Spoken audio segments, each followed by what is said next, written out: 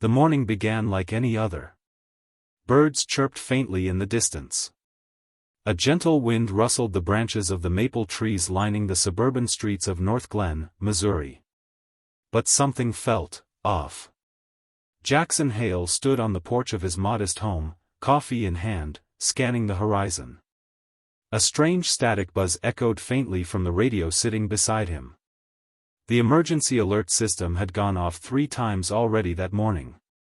He frowned. Jackson, a former Army medic turned high school biology teacher, didn't rattle easily. But today, an invisible weight pressed on his chest. His wife, Emily, peeked through the front door. "Another alert?" "Third one," he said quietly. "Same message. Shelter in place." No explanation. Their 2 children, Liam, age 9, and Nora, age 5, were still asleep upstairs. Emily stepped outside, her arms folded across her chest. No internet. No calls. No news anchors. Just silence. The silence was spreading. Across town, a group of teenagers sprinted through the mall parking lot, screaming for help. Behind them, 2 figures stumbled forward in jerky, unnatural movements. One of the teens tripped and fell. The others didn't stop to help. The boy who fell barely had time to turn over before the creature reached him. But these weren't just deranged people. Their eyes were vacant, skin a pale, sickly gray. Teeth clenched and snapped unnaturally. What had once been a man now operated like a wild animal, driven by instinct, no longer bound by humanity. The infection had spread faster than anyone imagined. Hospitals had collapsed within hours. Military checkpoints fell silent. And now, entire cities were vanishing without a trace. Back at Jackson's house, the radio flared with sudden life. A voice, crackling with interference, cut through. "All remaining citizens, proceed to designated safe zones, avoid contact with the infected, repeat, if you see signs of infection, run. Do not engage." "Infected?" Emily asked, eyes wide. Jackson's instincts kicked in. He set his coffee down and turned sharply toward the front door. "We need to leave. Right now."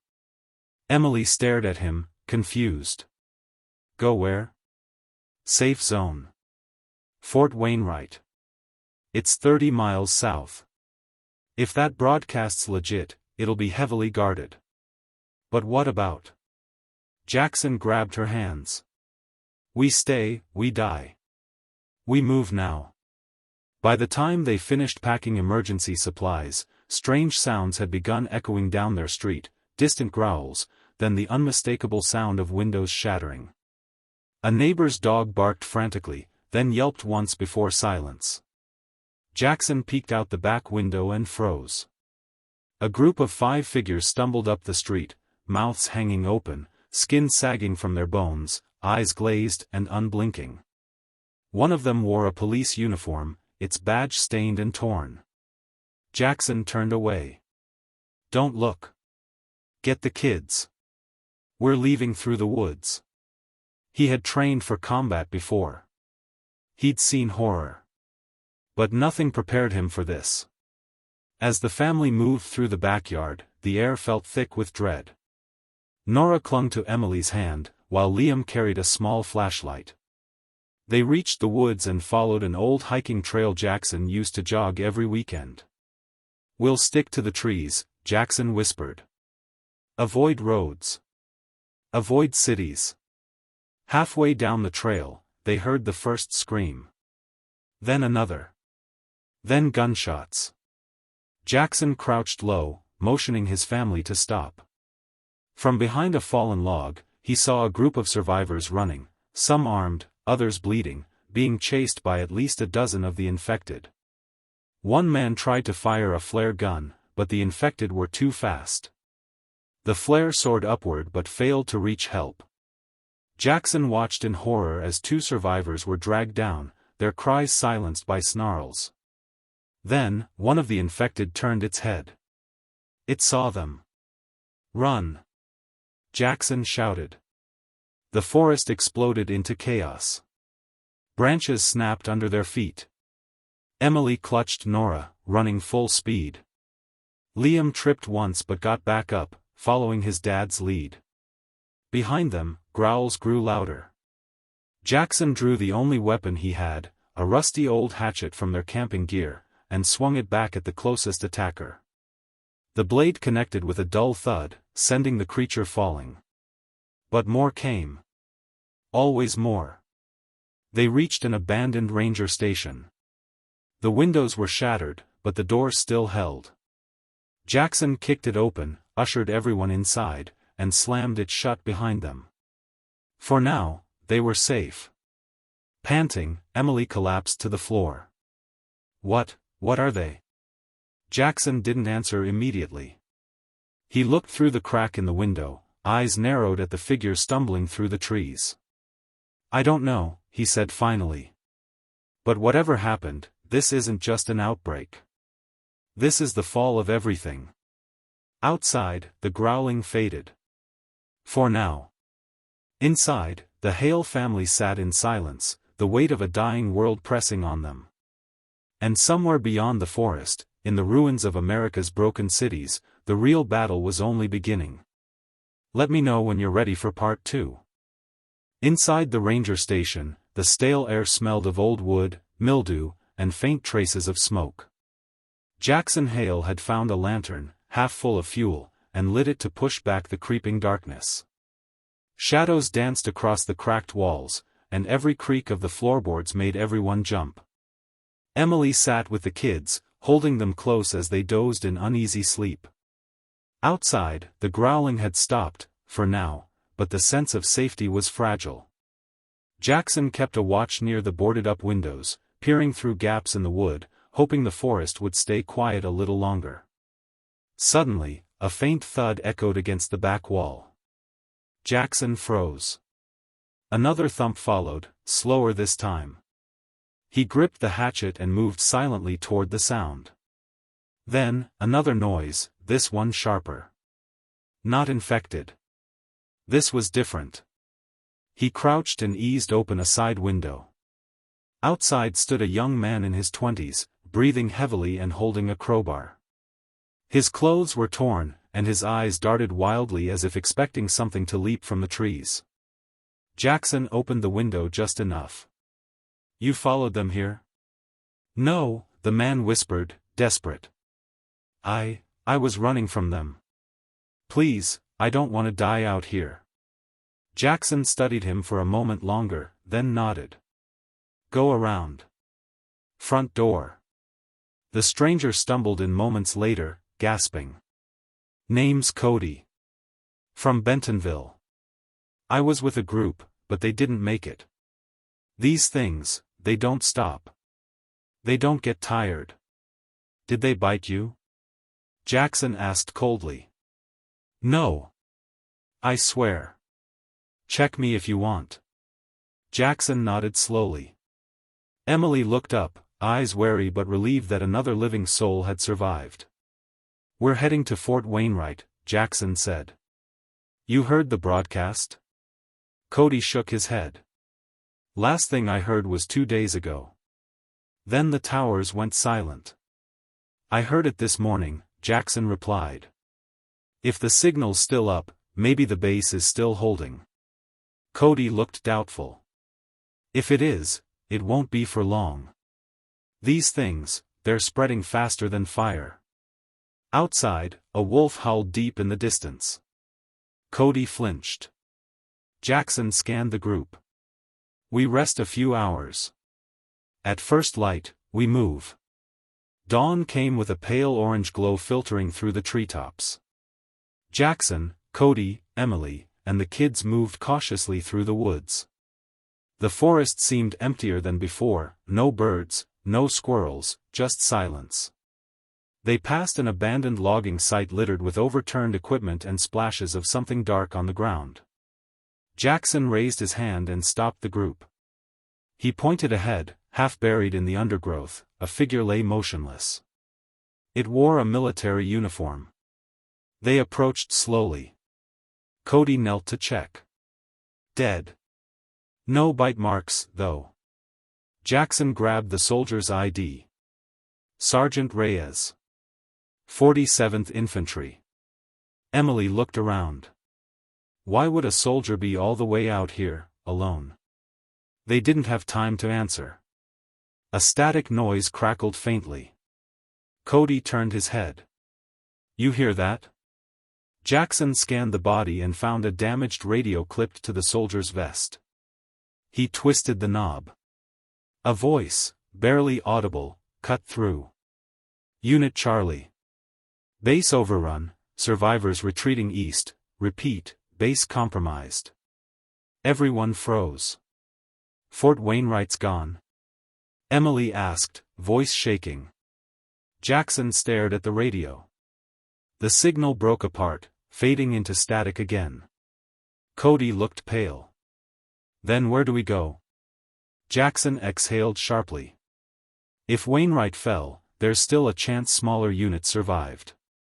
Military doesn't go completely silent. We follow the direction of that retreat, east. Cody nodded slowly. Then let's keep moving. They pressed on, moving deeper into the woods until the trees gave way to a ridge overlooking what used to be a bustling town. Smoke rose in several places. Buildings were crumbling. Cars abandoned. Bodies in the streets. And below it all, hundreds of the infected, wandering aimlessly, waiting for sound, for movement, for prey. Jackson scanned the area. We don't go through. We go around. There's a train yard a few miles east. If there's still power in the region, the rails might lead to another safe zone. Cody pointed. Look, over there. A flare rose into the sky. Red. Bright. Close. Jackson narrowed his eyes. Someone's still alive down there. Emily grabbed his arm. It's a trap, Jack. What if it's not survivors? It's always a risk, he said. But it means someone's fighting back. From the edge of the ridge, the group watched as shadows moved below, some human, others not. The dead were growing in numbers. But somewhere in that chaos, hope flickered like the flare in the sky. And the war for a new dawn was just beginning. Let me know when you're ready for part 3. The flare fizzled out, its light swallowed by the gray skies. But it had served its purpose, drawing Jackson's attention to a narrow path through the ruins. Without another word, he motioned for the group to move. They would take their chances, but only if it meant answers, and survival. The town, once a thriving hub, now felt like a ghost of its former self. Rusting cars were overturned, windows shattered, and debris cluttered every street. Yet, amid the destruction, something felt alive in the air, dangerously so. The quiet was unsettling. It was as if the entire place was waiting to collapse into complete chaos at any given moment. We should move fast, Cody muttered, glancing over his shoulder. The infected could show up at any time.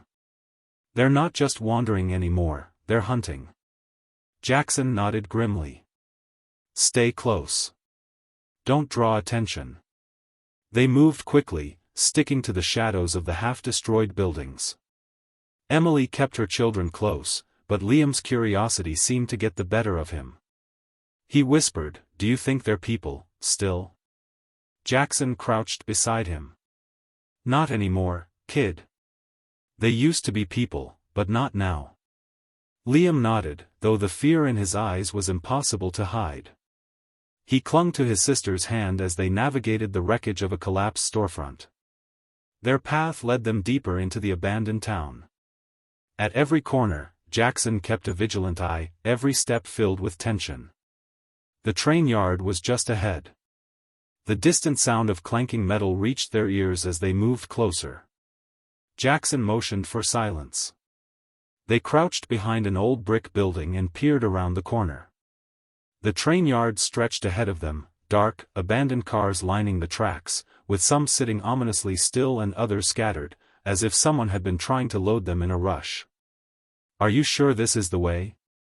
Emily whispered. "I don't know," Jackson admitted, his voice tight. "But it's the best shot we've got." They advanced cautiously toward the tracks.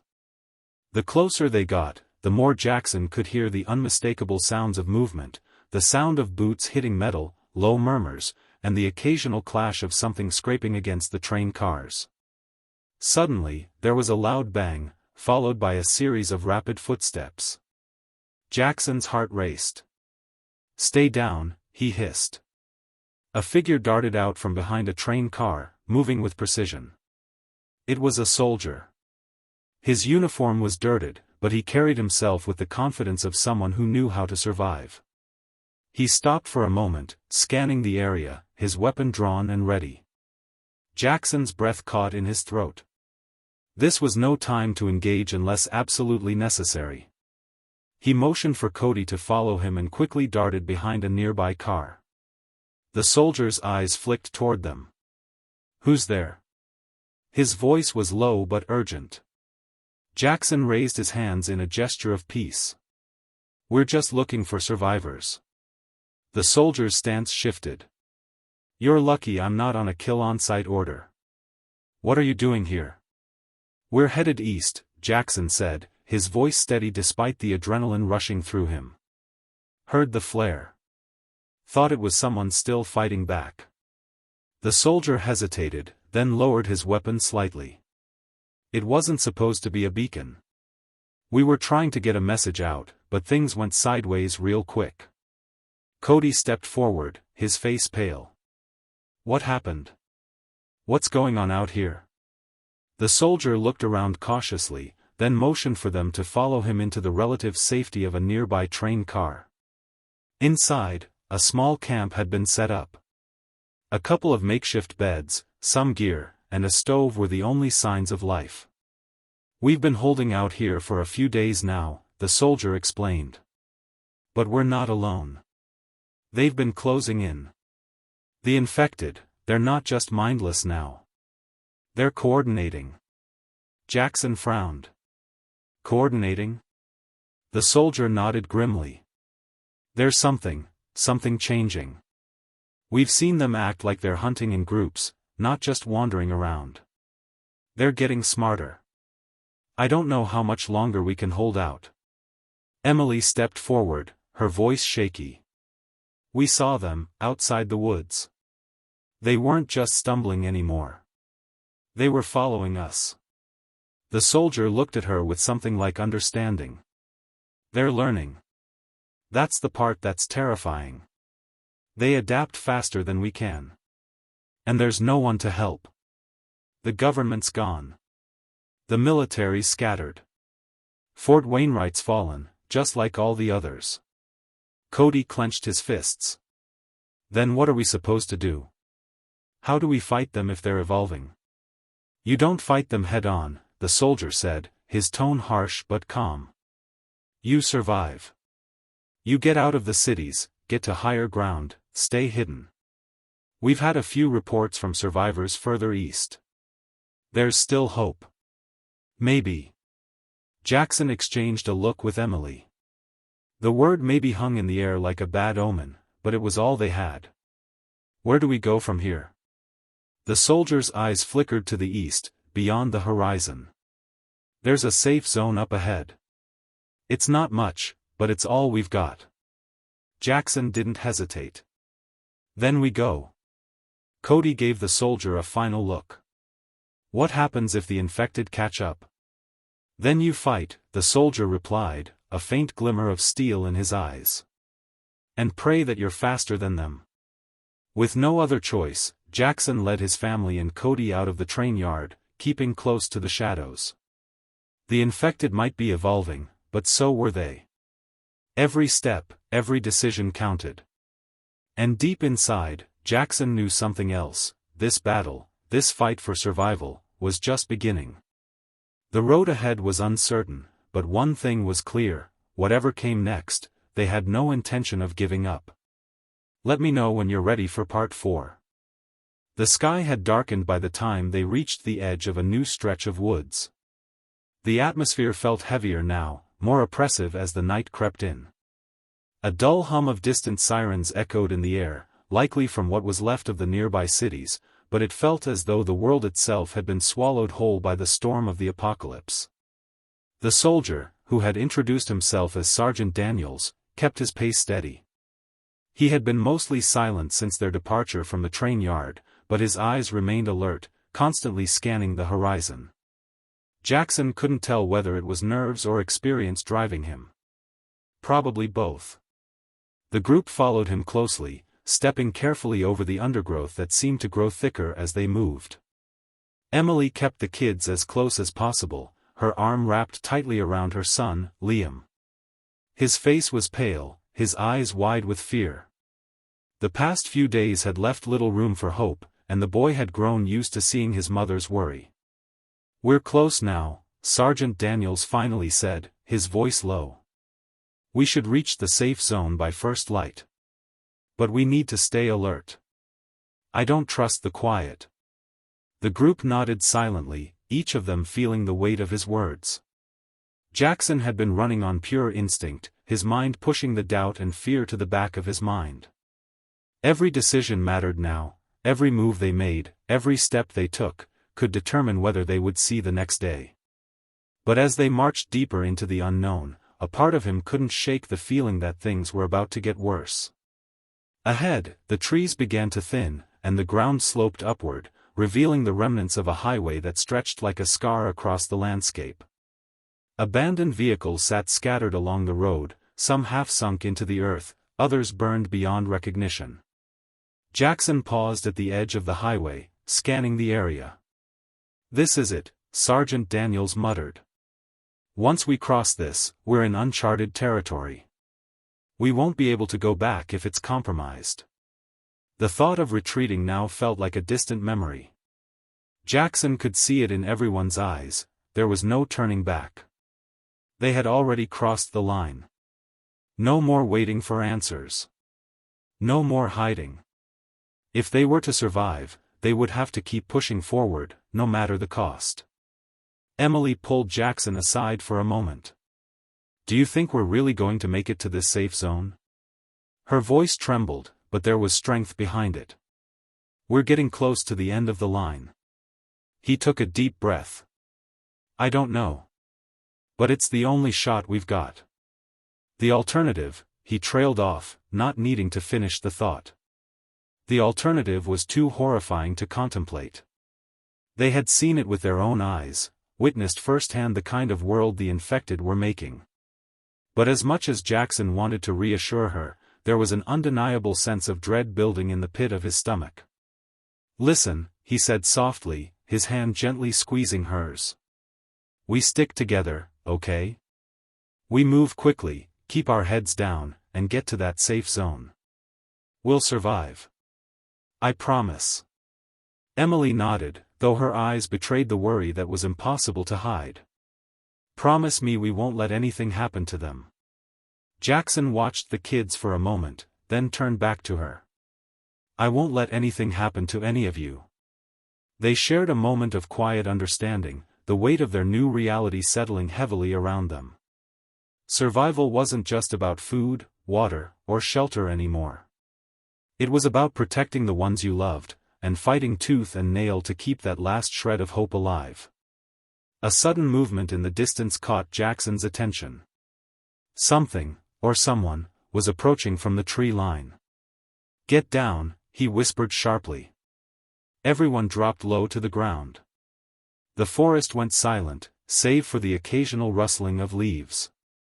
They waited, tense, watching for any sign of what was coming. Jackson's hand tightened on his weapon, ready to fight if necessary. Through the trees, a shadow moved. Then another. Two figures, their postures hunched and slow. They didn't look like the infected, but Jackson wasn't about to take any chances. He motioned for the group to stay low. "Cody," he whispered, nodding toward the approaching figures. "Stay here with them. I'll check it out." Cody nodded silently, his eyes darting between Jackson and the figures. Jackson moved cautiously, keeping to the shadows. As he got closer, he could see that the figures were not infected.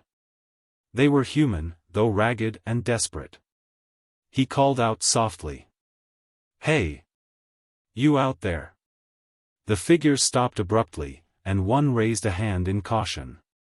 "You one of them military guys?" a hoarse voice called back.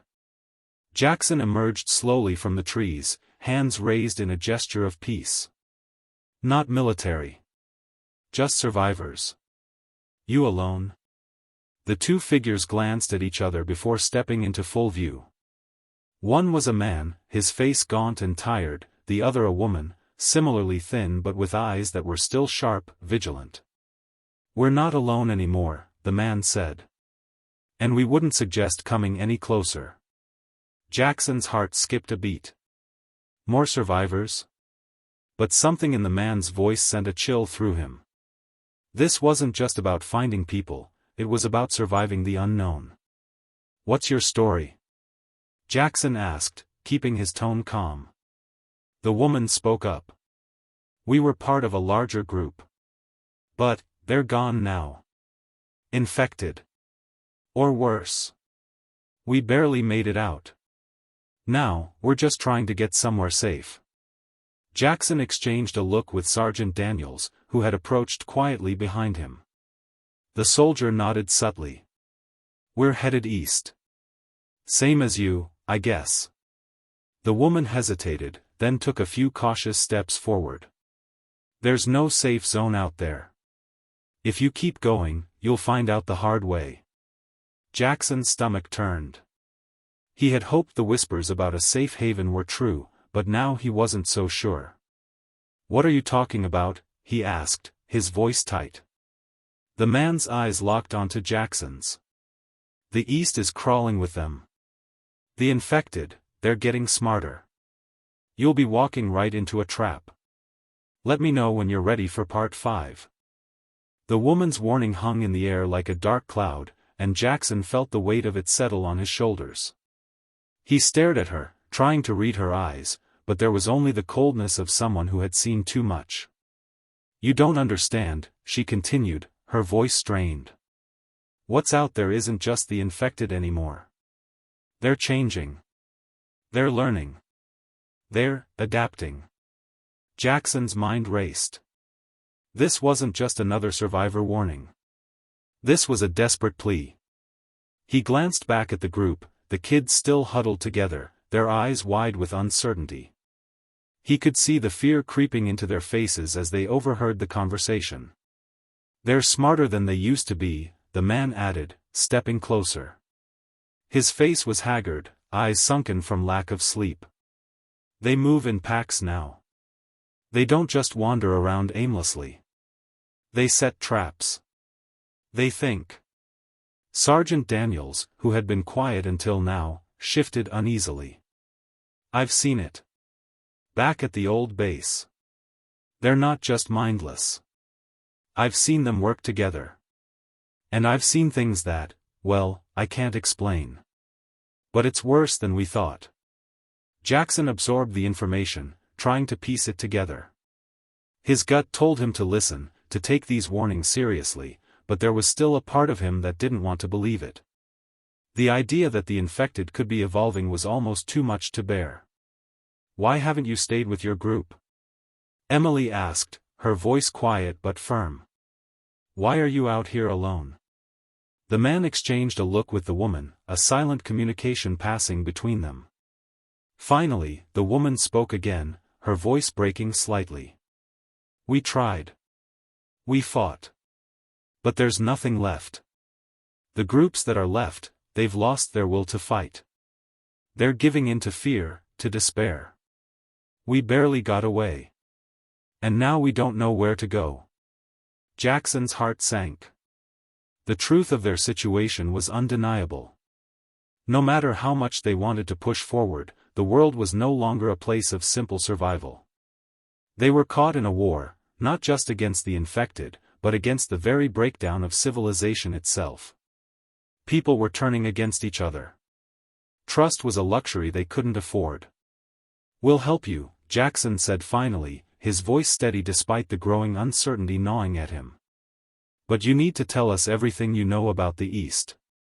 What's waiting for us?" The man shook his head, his eyes hardening. "Nothing you want to see. The infected, they're organized. And I'm not talking about a few stragglers that happen to wander into town. I'm talking about a force. It's like they're being led by something, or someone." The word sent a chill down Jackson's spine. He had heard rumors, stories whispered in the darkness about how some of the infected seemed to be different, stronger. But he had never imagined it could be true, not to this extent. The woman stepped closer, her voice dropping to a near whisper. "There's a leader. Something that controls them. I've seen it, Jackson. And it's not a person anymore. It's something worse." Jackson's mind reeled. Could it be? Could there be a central force directing the infected, guiding them to act with purpose and strategy? The idea made his blood run cold. "Do you think it's some kind of virus mutation?" Cody asked, his voice trembling as he tried to wrap his mind around the new horror. The man glanced at him, then back at Jackson. "Maybe. Or maybe something else. But whatever it is, it's more dangerous than anything we've seen before. And it's only a matter of time before it finds you." The atmosphere around them thickened. Every survivor knew the feeling, the one that settled in the pit of your stomach when you realized that you were no longer running from just the infected. You were running from something more terrifying. A force that could outthink you, outlast you, and ultimately, outmaneuver you. Sergeant Daniels took a deep breath, his jaw tight with the weight of their words. "We need to make a choice. Either we push forward to the east and hope this safe zone is real, or we turn back and find another way. But I don't think we can keep running forever." Jackson turned to look at the group, meeting each of their eyes in turn. The uncertainty was palpable, but there was no clear answer. If the infected were evolving, if they were learning to trap survivors, to work together, then every path they took would be filled with dangers beyond what they had prepared for. But going backward was not an option. There was nothing left in this world but survival, and it seemed that to fight for that survival, they would have to face things they couldn't fully understand. "Forward," Jackson said, the word leaving his lips with surprising certainty. "We have no choice. We push forward." The group nodded, some more reluctantly than others. But they all understood, this wasn't just about reaching safety. It was about the fight for a new world. A world where hope wasn't just a memory, but a future that was still possible. Jackson's eyes scanned the trees ahead, where the path to the east lay hidden in the darkness. Whatever waited there, they would face it together. And they would fight, tooth and nail, to keep their world, and their future, alive. Let me know when you're ready for part 6. The air grew colder as the group pressed on, the forest closing in around them like a suffocating blanket. The shadows of the trees seemed to grow deeper with every step, the fading light barely penetrating the canopy above. It wasn't long before the only light came from the flickering flames of their small campfire, which they had started at the edge of the highway. Despite the warmth it provided, the fire didn't chase away the unease that had settled over them.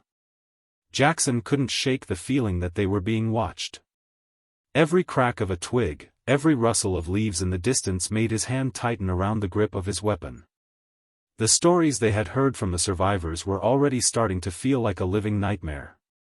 "We need to move faster," Sergeant Daniels murmured, his voice low. "The longer we stay in one place, the more likely we are to attract attention." The tension in the air was palpable. They all knew it was true. The longer they lingered, the more they risked being discovered by either the infected or worse, those who had already fallen to the new order of the world. As the hours passed, the sound of distant groans and shuffles echoed faintly through the trees, sending shivers down their spines. Emily huddled close to the children, whispering softly to them to keep them calm. Liam, her son, had fallen asleep on her lap, exhausted from the journey, but the girl, Maddie, kept her eyes wide open, scanning the surroundings like a hawk. She was older, maybe 13, but the way she looked at the world now spoke of someone who had lost more than her childhood. The innocence had been burned away by the horrors that had already come too close to them. "We should make it to the safe zone tomorrow," Jackson said, trying to reassure them, though his own words were beginning to ring hollow. Every promise of safety felt more fragile with each step forward. "We push through tonight, and we'll be closer." But even as he spoke, doubt gnawed at his insides. He had never been one to sugarcoat things, but he also couldn't ignore the reality that they might be walking straight into a trap. It was hard to trust any safe zone when you had no idea who or what controlled it. He couldn't imagine what it would feel like to reach the so-called haven only to find it overrun, the last vestiges of hope extinguished. Sergeant Daniels broke the silence with a sharp motion, pointing toward the road up ahead. "Movement," he said quietly. Jackson immediately dropped to his knees, signaling for everyone to do the same. The others followed suit, their bodies low against the ground, eyes trained on the direction where Daniels was pointing. At first, Jackson saw nothing, just the dark shapes of the trees and the occasional flicker of light far off in the distance. But then, the unmistakable silhouette of a figure emerged from the shadows. It was human, or appeared to be. The figure moved with a strange, jerky gait, its arms hanging unnaturally by its sides. Jackson's heart raced, but he didn't immediately draw his weapon. There was something wrong about this. It didn't move like the infected he had seen. It didn't lunge or stagger in the usual disjointed way. Instead, it moved with a deliberate pace, almost as if it were trying to avoid detection. That alone was enough to set his nerves on edge. "Stay low," Daniels hissed, his eyes never leaving the figure. Jackson, instinctively, signaled the others to stay hidden. He reached into his pack and pulled out a small pair of binoculars, scanning the figure from a distance. What he saw made his blood run cold. The man, if it even was a man, was dressed in tattered military gear, though it was clear that the uniform had seen better days. His face was barely visible, obscured by a dirt-caked cloth, but his movements were calculated, as if he was scouting the area.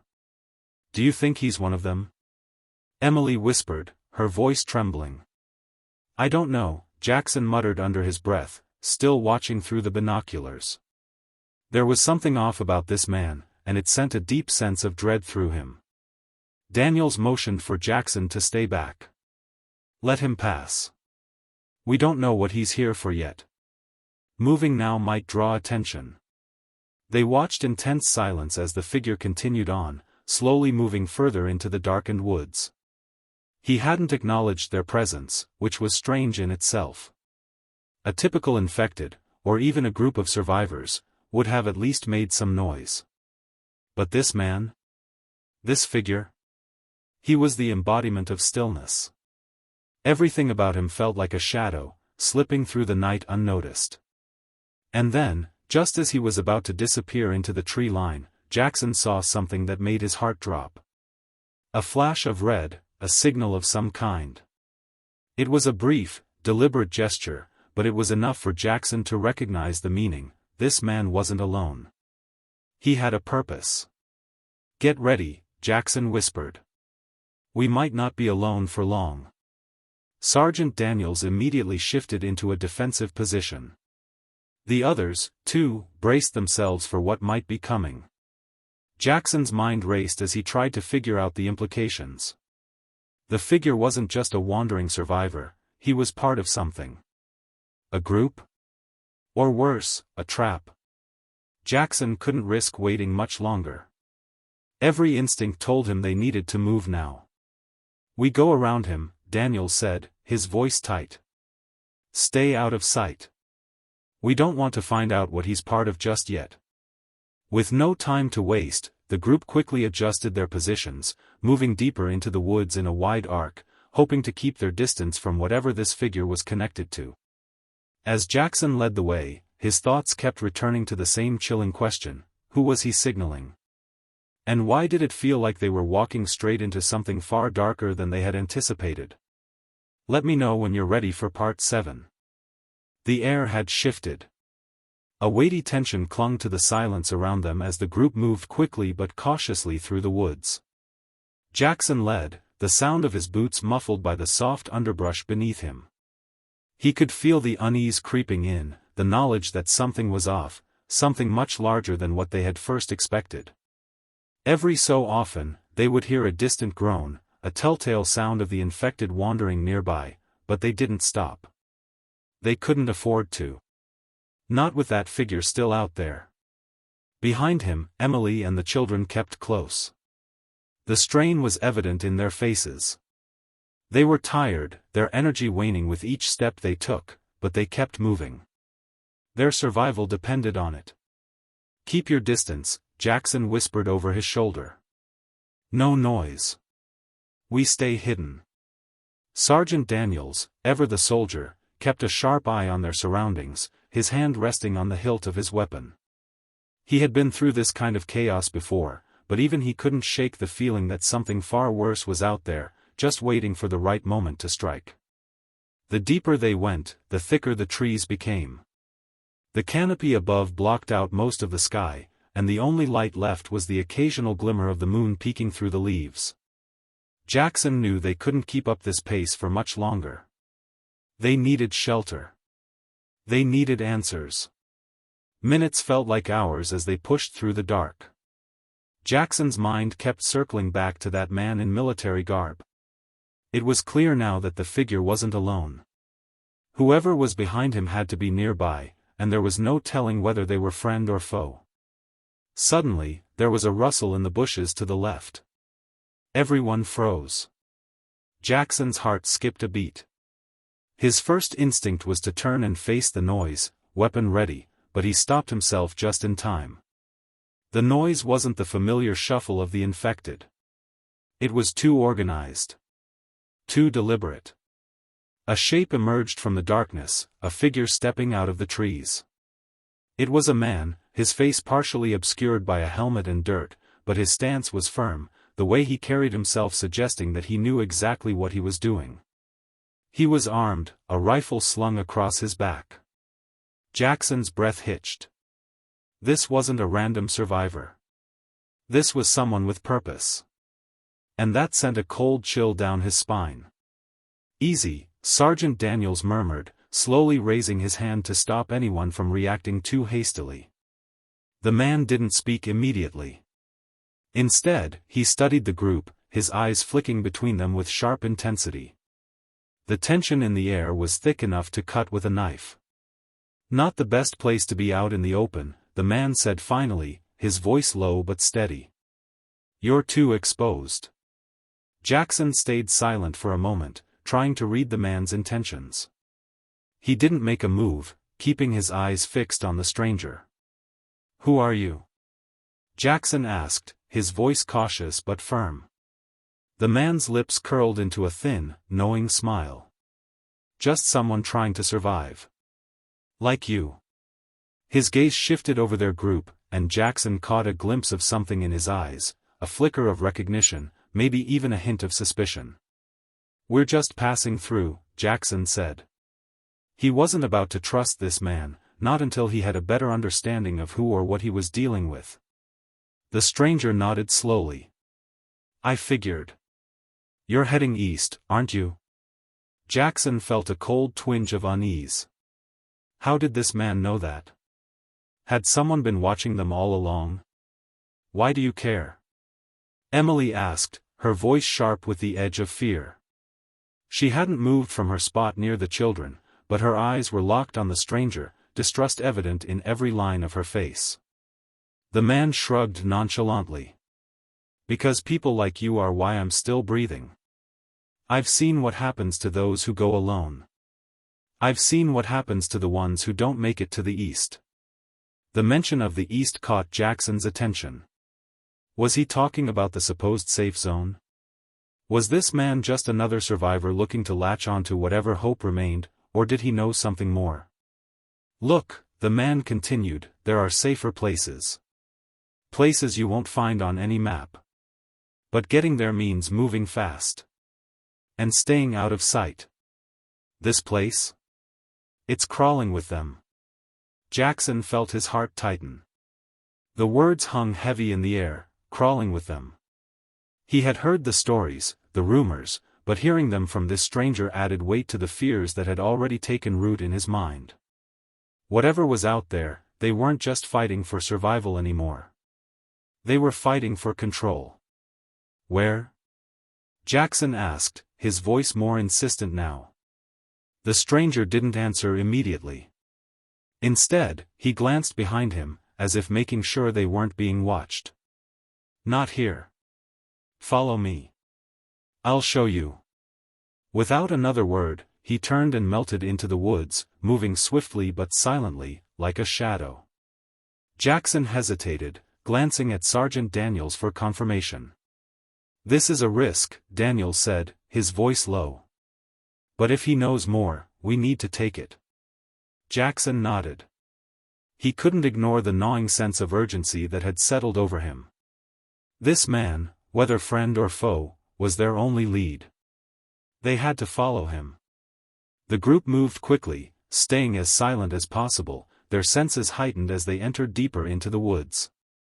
The path ahead was unclear, but for the first time in a long while, Jackson felt the smallest flicker of hope. But it was fleeting. And as they moved further into the unknown, Jackson couldn't shake the feeling that the real battle was just beginning. Let me know when you're ready for part 8. The woods seemed to stretch on endlessly, the shadows deepening with each step. The stranger led the way, his movements swift and purposeful, as though he knew exactly where he was going. Jackson's group followed closely, the silence of the night pressing down on them like a weight. The faint sounds of the infected, groaning, shuffling, searching, seemed to grow louder the further they ventured into the darkness. Jackson could hear the low, steady rustle of wind through the trees, but it was punctuated by the eerie, unnatural noises from the distance. It was as if the world itself had become a haunting echo of the past. But they kept moving forward, their only guide being the mysterious man ahead of them.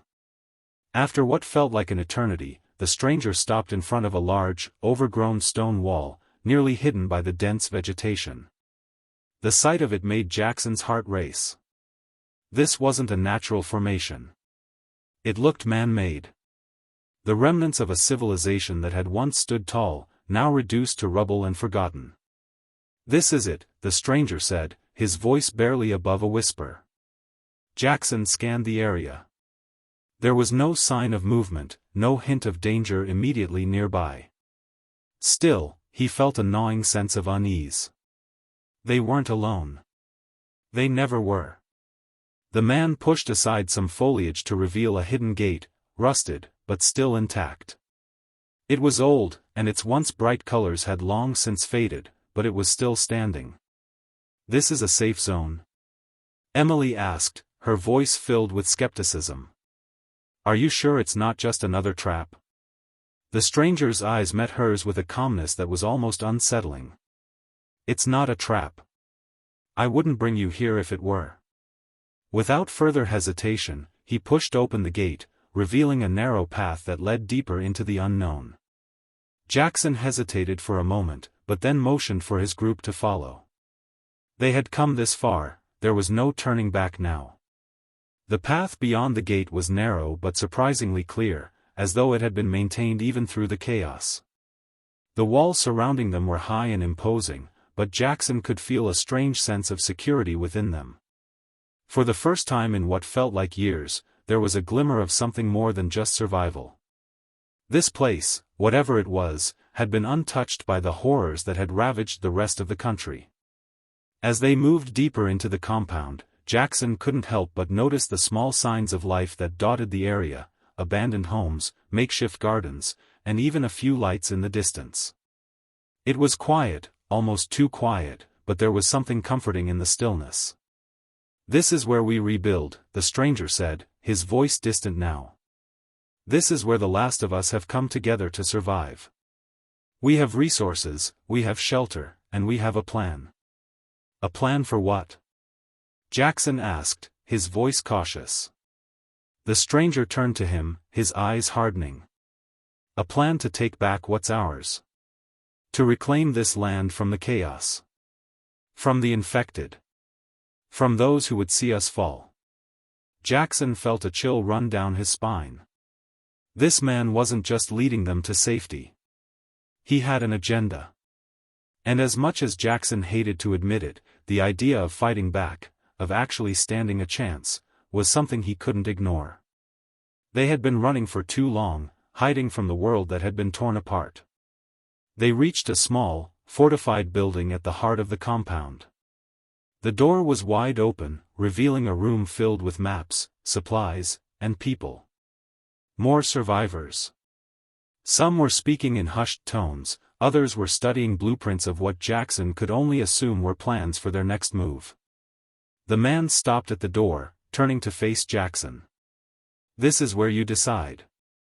You can stay here, safe from the storm, or you can join us in the fight to take back our future." Jackson's eyes flicked to Emily, then to the children. This wasn't an easy decision. They had been running for so long, surviving only by the skin of their teeth. But now, they had a choice, one that could shape the course of the rest of their lives. For a moment, the world seemed to hold its breath. Jackson's mind raced as he weighed his options. The safety of this compound was tempting, but the need to fight back, to reclaim the world they had lost, was a fire that burned inside him.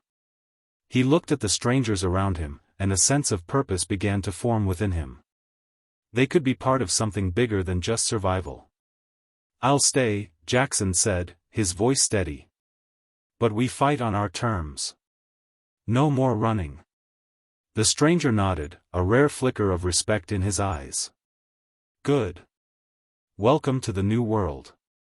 The door to the compound creaked open wider, and Jackson stepped through, the weight of the decision settling on his shoulders. But there was something else, something deeper that stirred within him, a sense of hope, fragile and uncertain, but still there. Outside, the storm was growing. The infected, those that had once roamed the streets mindlessly, were gathering at the edges of the compound, drawn by the scent of life. But inside these walls, for the first time in a long while, Jackson could see the dawn of a new world. And it was up to them, to everyone, to defend it. End of the story. If you need more story outlines or any other help with your zombie-themed content, feel free to let me know.